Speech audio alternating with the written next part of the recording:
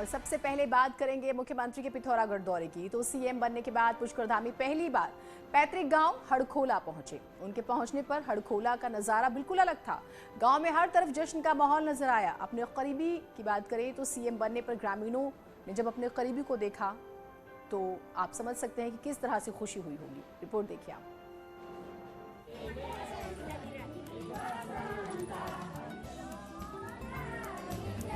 कुछ ऐसा ही नजारा सीएम पुष्कर धामी के हड़खोला पहुंचने पर दिखा।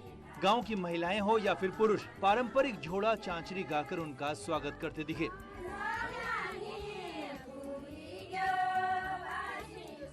सीएम बनने के बाद धामी ने 2 बार पहले भी हड़खोला पहुंचने का प्रोग्राम बनाया, लेकिन मौसम उनकी राह में रोड़ा बन गया। वैसे तो मुख्यमंत्री इष्ट देव की पूजा करने परिवार के साथ अपने गांव पहुंचे थे, लेकिन फिर भी ये पल ग्रामीणों के लिए कई मायनों में खास बन गया। अपने बीच के आदमी को सूबे के मुखिया के रूप में देखकर हर कोई उत्साहित दिखा।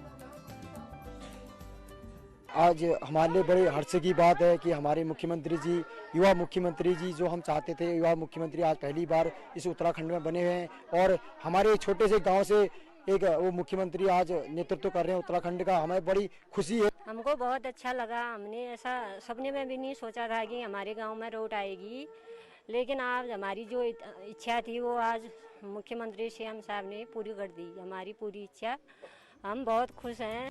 पुष्कर धामी के मुख्यमंत्री बनने से पहले उनका गांव रोड से 8 किलोमीटर दूर था, लेकिन अब वहां के लिए रोड काट दी गई है। गांव में जरूरी सुविधाएं नहीं होने से 80% ग्रामीण पहले ही पलायन की राह पकड़ चुके हैं। जो लोग अब गांव में बचे हैं उन्हें सीएम से खासी उम्मीदें हैं। ग्रामीणों को पूरा यकीन है कि मुख्यमंत्री का पैतृक गांव होने के कारण यहां वो सारी सुविधाएं होंगी जो आज के दौर में जरूरी हैं। सीएम के पहुंचने पर ग्रामीणों ने पहली बार हेलीकॉप्टर भी देखा और साथ ही ये भी महसूस किया कि अपनों के बड़ा बनने पर कैसे रातों रात चीजें बदल जाती हैं। मुख्यमंत्री बनने के बाद पुष्कर धामी पहले बार अपने पैतृक गांव हड़खोला पहुंचे। आप देख सकते हैं उनके गांव में किस तरीके से उल्लास का माहौल है। महिलाएं पुरुष यहां पर चांचरी लगा रहे हैं, जो कि यहाँ का पारंपरिक लोक नृत्य है, और अपनी खुशी यहाँ पर व्यक्त कर रहे हैं। कुछ लोग मेरे साथ हैं, आइए उनसे जानते हैं। भाई साहब, मैं आपसे जानना चाहूँगा, पहली बार धामी जी यहाँ पर आए, कैसा लग रहा है, क्या कहेंगे? नहीं, बहुत अच्छा हर्ष उल्लास है। सारे लोगों में एक जोश टाइप का है कि कोई पहली बार हमारा सीएम हमारे गांव में पधारा है करके, और काफ़ी लोगों को जो आशाएं हैं शायद उनकी आशाएं पूरी करेंगे ऐसा लग रहा है। तो लोगों को उम्मीदें भी हैं पुष्कर धामी से, क्योंकि ये काफ़ी दुर्गम गांव है। अभी अभी उनके मुख्यमंत्री बनने के बाद यहाँ के लिए रोड कटी है, हालांकि वो उस रोड में अभी डामरीकरण भी नहीं हुआ है।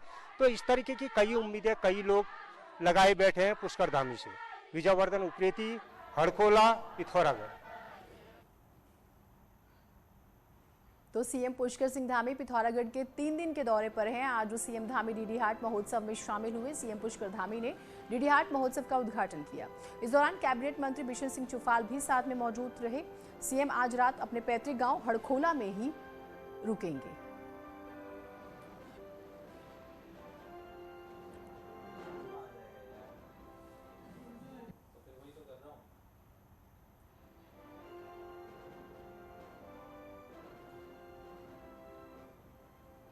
उत्तराखंड में ईगास और बूढ़ी दिवाली की छुट्टी को लेकर खासी सियासत हो रही है। मुख्यमंत्री पुष्कर धामी ने बिना नाम लिए हरीश रावत पर इसे लेकर बड़ा हमला बोला। पिथौरागढ़ पहुंचे पुष्कर धामी ने कहा है कि उन्होंने ईगास और बूढ़ी दिवाली की छुट्टी जो है की, लेकिन ये प्रचारित करवाया गया कि मुख्यमंत्री ने रविवार की छुट्टी दी है, लेकिन हमने सोमवार की छुट्टी दी थी, जबकि उनकी सरकार में नमाज पढ़ने के लिए शुक्रवार की छुट्टी होती थी। अरे मिल की भैया अतवारा दिन छुट्टी, जब मैं छुट्टी करी तो मुझे जो है अपन वो में पेमेंट लगी थी। एक दिन तो अतवार छ, अतवारा दिन छुट्टी करेली मुख्यमंत्री। अरे मिल की भैया अतवारा दिन छुट्टी न कर रहा है, एक दिन बाद एक छुट्टी करेली। जिस दिन अतवार से वो कहे अगले दिन के लिए छुट्टी करेली। अब छुट्टी हो गया पूरी, लेकिन उन्हें पत्तों से क्या छुट्टी करी अपन समय में जब उन मुख्यमंत्री थे। उन्हें छुट्टी करी शुक्रवार, शुक्रवार जानता ना क्यों? वो दिन क्यों? नमाज पढ़ना। नमाज जानते ना, फर में टोपी लगाए गए नमाज को पढ़ते। मैं कह को नाम न ले मुझे, मैं पल्ली कह ली कि मैं सपन को सम्मान करना। हम छुट्टी कर जो हमारे तीज त्योहार छन जो कई साल बेटे हम मनूना। पूर्व मुख्यमंत्री और कांग्रेस कैंपेन कमेटी के चेयरमैन हरीश रावत आज बागेश्वर पहुंचे। बागेश्वर के कपकोट में उनका जोरदार स्वागत हुआ। बड़ी संख्या में लोग हरीश रावत के स्वागत के लिए पहुंचे थे। इस दौरान ढोल दमवा के साथ हरीश रावत का स्वागत किया गया। हरीश रावत के साथ सेल्फी लेने वाले युवाओं की खासी भीड़ नजर आई। लगातार लोगों के बीच वो पहुंच रहे हैं और इसी कड़ी में आज वो बागेश्वर पहुंचे थे।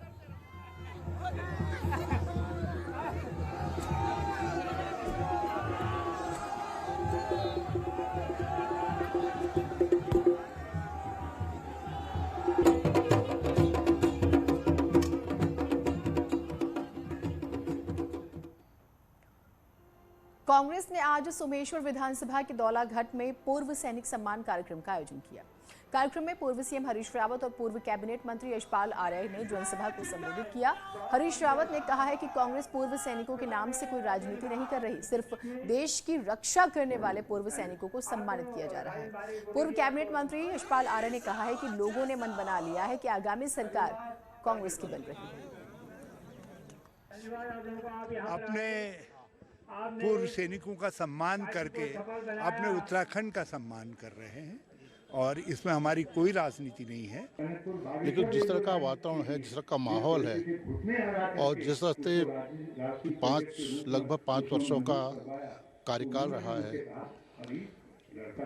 वो साबित करता है कि भारतीय जनता पार्टी सरकार चलाने में सक्षम नहीं है। उत्तराखंड के पूर्व सीएम हरीश रावत और कांग्रेस नेता यशपाल आर्य आज बद्रीनाथ धाम पहुंचे। भगवान बद्री विशाल की पूजा की और प्रदेश की खुशहाली की कामना की।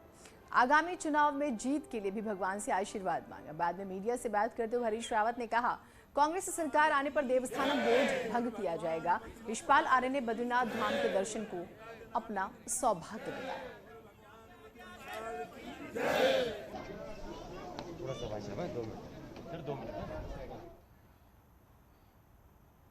अपने बयानों से अक्सर सुर्खियों में रहने वाले उत्तराखंड के मंत्री हरक सिंह रावत एक बार फिर से चर्चा में हैं। हरक सिंह रावत ने फिर से हरीश रावत को लेकर अपना बयान दिया। इशारों में कहा, चुनावी लड़ाई में कांग्रेस नेता हरीश रावत को टारगेट करना नुकसान का सौदा हो सकता है। कहा, चुनावी लड़ाई पार्टियों के बीच होनी चाहिए, व्यक्तिगत नहीं। अगर टारगेट अगर आप करते हैं तो वो मजबूत होता है।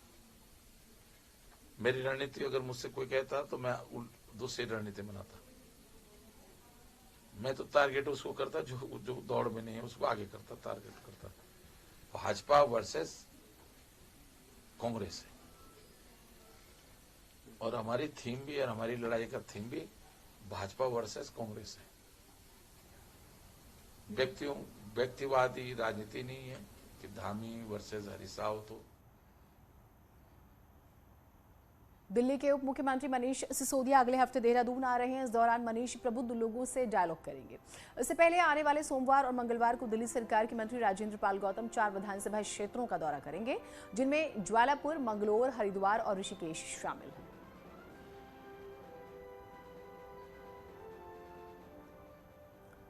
राज्यसभा सांसद और बीजेपी के राष्ट्रीय मीडिया प्रभारी अनिल बलूनी इगास पर्व को मनाने पौड़ी में अपने गांव नकोट पहुंचे और बलूनी ने एक बार फिर से सभी को इगास अपने गांव जाकर मनाने की अपील की।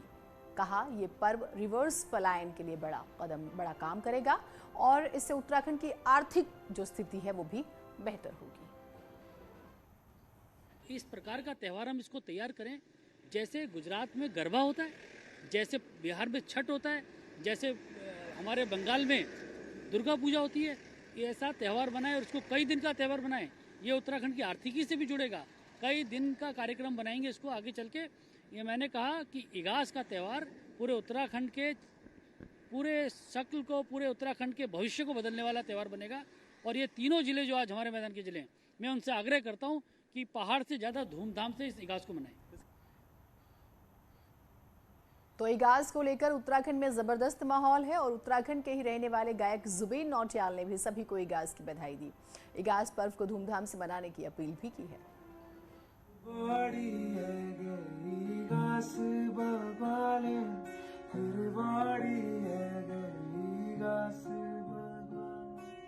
चल गोरे जोला सभी ऐसु साल मिली जुली मनोला इगास भगवान। उत्तराखंड में रविवार को इगास का पर्व मनाया जाएगा। आखिर क्या है इगास और क्यों इसे दीपावली के 11 दिन बाद मनाया जाता है? न्यूज़ 18 की ये स्पेशल रिपोर्ट आप जरूर देखें।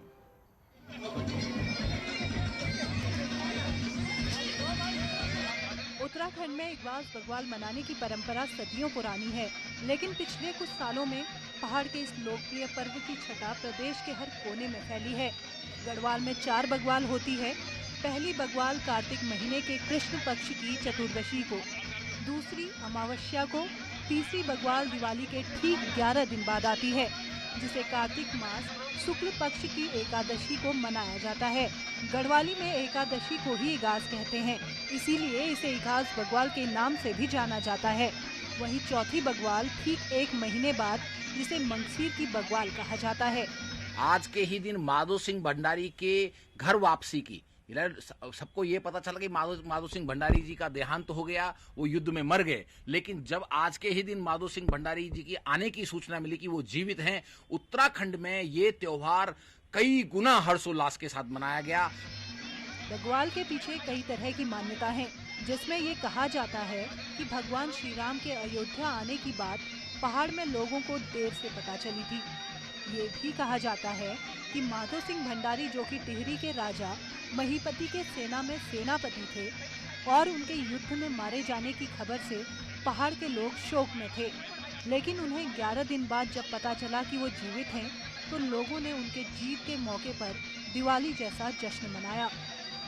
जिस तरीके से डिजिटल प्लेटफॉर्म्स पर इस त्योहार को बहुत अच्छे से हम लोगों ने पिछले कई सालों से मनाया है, तो काफ़ी लोग जुड़ रहे हैं। मेरे पास खुद जैसे हम पिछले साल से ये मनाते आ रहे हैं, तो इस वक्त कई सारे युवाओं ने हमें भेलो मांगे हैं कि हम जो है अपने घर में या फिर अपनी कम्युनिटी में मनाना चाहते हैं, तो हमें भेलो चाहिए।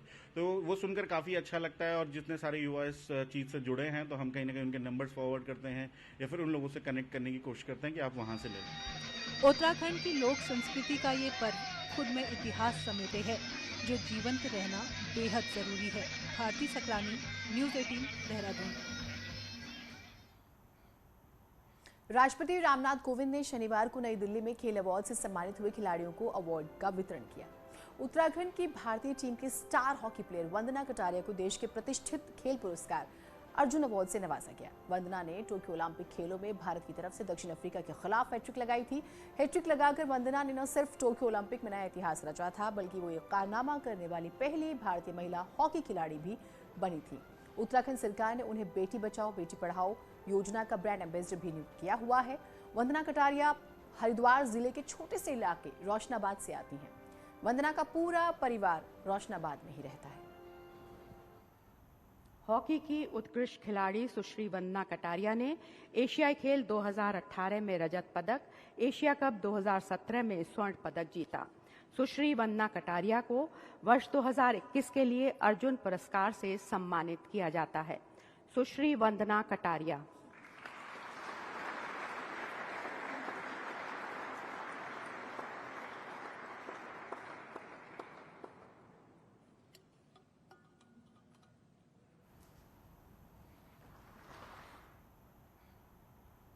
और इस बीच एक बड़ी खबर महाराष्ट्र से आ रही है। गढ़चिरौली में 26 नक्सली ढेर हुए। आज सुबह से ही ये मुठभेड़ हो रही थी। सुरक्षा बलों को बड़ी कामयाबी मिली है। मुठभेड़ में पुलिस के 3 जवान जख्मी हुए हैं। तो महाराष्ट्र में बड़ा ऑपरेशन 11 पट्टी के जंगल में मुठभेड़ हुई है। पुलिस की C60 यूनिट ने यह कार्रवाई की है।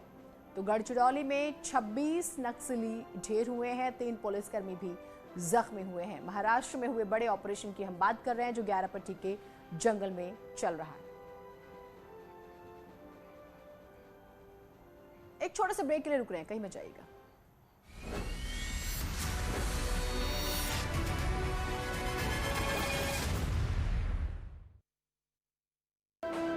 प्रदूषण पर सुप्रीम